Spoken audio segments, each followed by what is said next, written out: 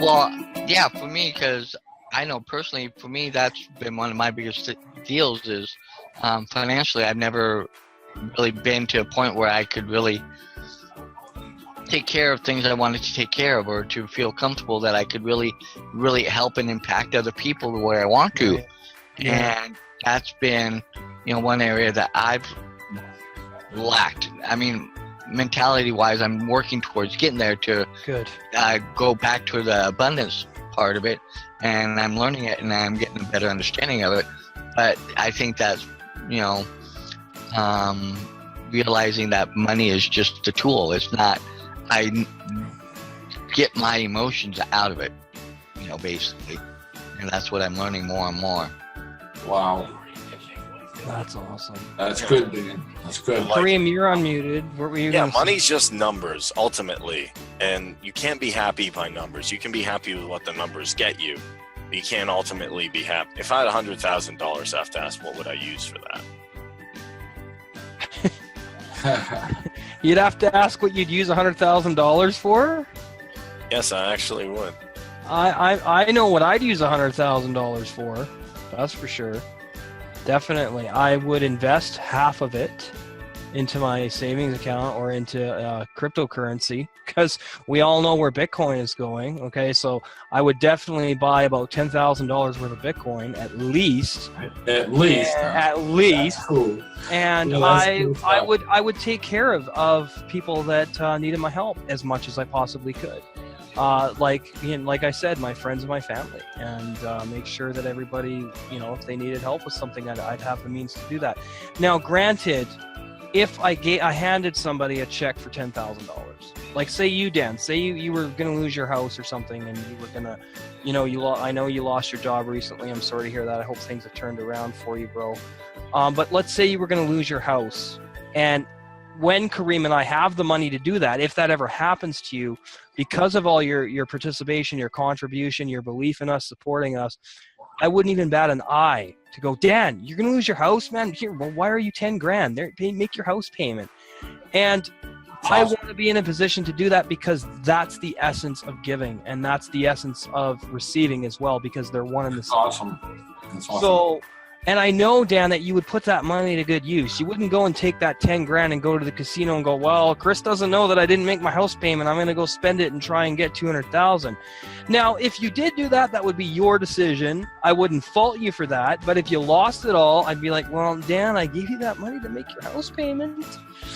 And I might be a little hesitant to do it again. Do you understand? So that trust is there, essentially. And all it takes is one time. If you're giving somebody help and they don't take that help the right way and they abuse that, it only takes one time for someone to second guess you after the fact. Well, that's number 8, actually. Why? Seek help from money experts. Like, I would go to Grant Cardone. I wouldn't go to a dude who's like, 10 grand on the casino. Woo! Make it rain! Because he's probably going to give you bad advice. So, Yeah.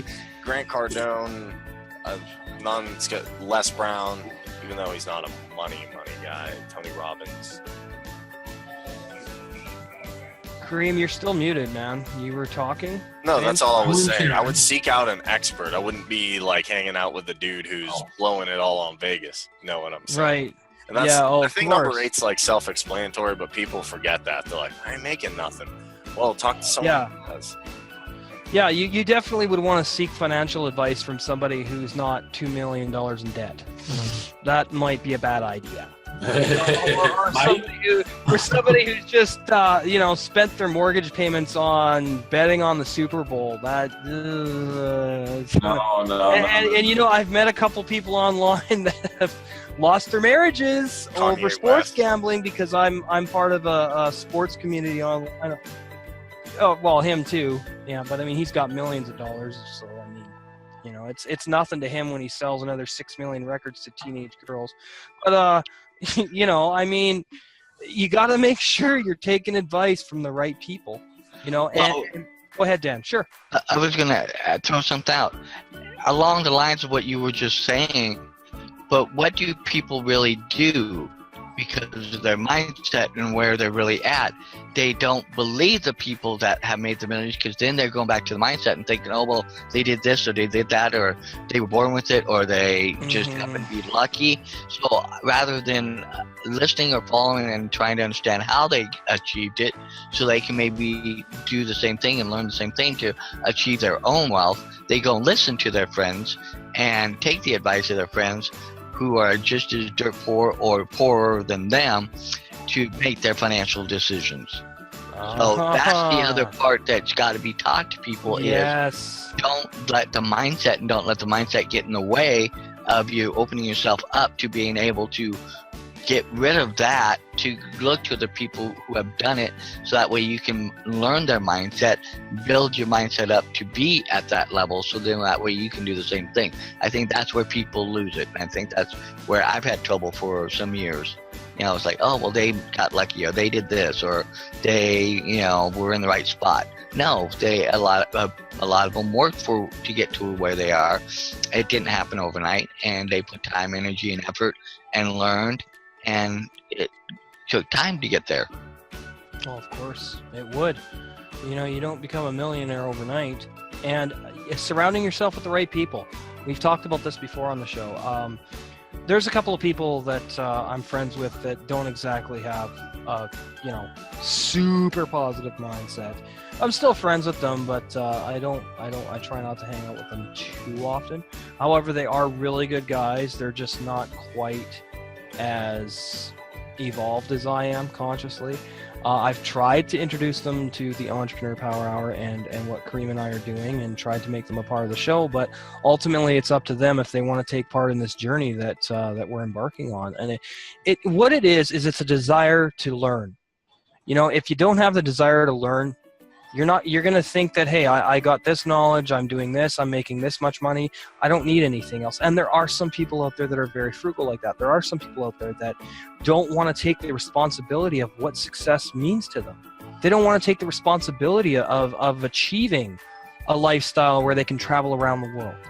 You know, where they can spend $5,000 on a dinner with their wife if they wanted to, where they can go into a homeless shelter and donate $20,000 to feed 1,500 homeless people for 2 months or something like that. Just I'm making examples here, but there's not a lot of people that are willing to put the work in.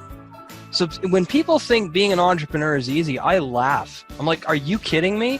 This is a full-time commitment. This is a lifetime commitment. This is every single day. No matter how much action you take action. Doesn't matter if it's, whatever. Persistence. And Napoleon Hill said it best. Persistence is to the character of man what carbon is to steel. Exactly. I remember that. Yeah, that's awesome. But I just wanted to throw this out. I don't know how well it will come out, but I joined a business and the guy paid forward for me. And that was I've had it done for me a couple other times, but this one paid forward, and then he went off and got 9 people sponsored under me. It was an energy company, and it generated a $100 check, and he wants me to pay that forward. He don't want the money. He wants to pay it forward. And I tried to get him on here tonight. His name is Brandon Uruquat Senior. You might all know him because he's been IBO Toolbox. He's been, Facebook a lot. I don't know.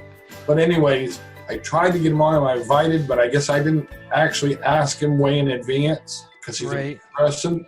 But the guy, he's got that driving force. I call him a sponsor machine. Literally a sponsor machine. You know what I'm saying? Because he's got that drive to put people in the line for business, to make a lot of money.